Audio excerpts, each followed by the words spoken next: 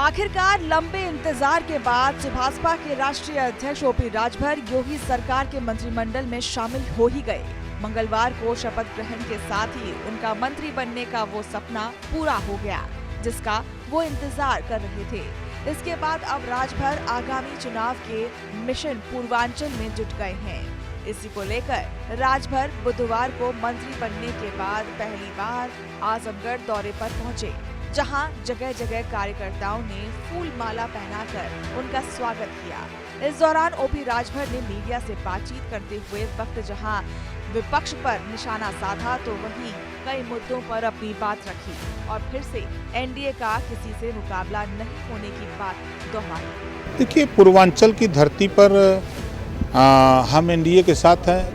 NDA चुनाव जीतेगा, कोई मुकाबला नहीं है।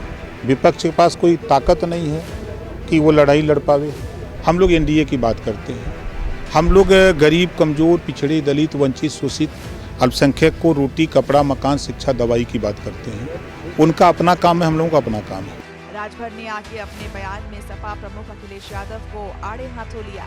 इसके साथ ही हाल में सपा में शामिल हुए गुड्डू जमाली पर निशाना साधा और कहा कि जिस व्यक्ति के पास कोई ईमान नहीं, उसके सामने गुड्डू जमाली ने घुटने टेक दिए। जो रिजल्ट की बात करते हैं, मेरे सामने गुड्डू जमाली जी को ज्वाइन कराया गया और ज्वाइन करा के जब मुबारकपुर में टिकट देने की बात आई तो अखिलेश जी ने अपनी जाति को टिकट दे दिया, गुड्डू जमाली को भगा दिया।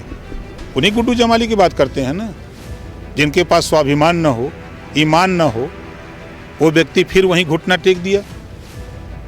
प्रमाण है, जो चीजें हैं उसको हम कह रहे हैं।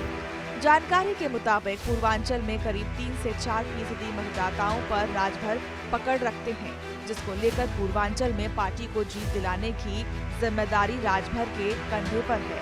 इसलिए वो अब अपने मिशन में जुट गए हैं। लेकिन अब देखने वाली बात ये होगी कि 2024 चुनाव में राजभर बीजेपी के लिए कितने फायदेमंद साबित होते हैं, क्योंकि पिछली बार घोसी उपचुनाव में तो राजभर का जादू नहीं चल पाया था और वो बीजेपी के लिए फ्लॉप साबित हुए थे। लेकिन इस बार राजभर के सामने खुद को साबित करने की चुनौती है। भारत की बात रोहित सिंह सावल के साथ सिर्फ एबीपी न्यूज पर।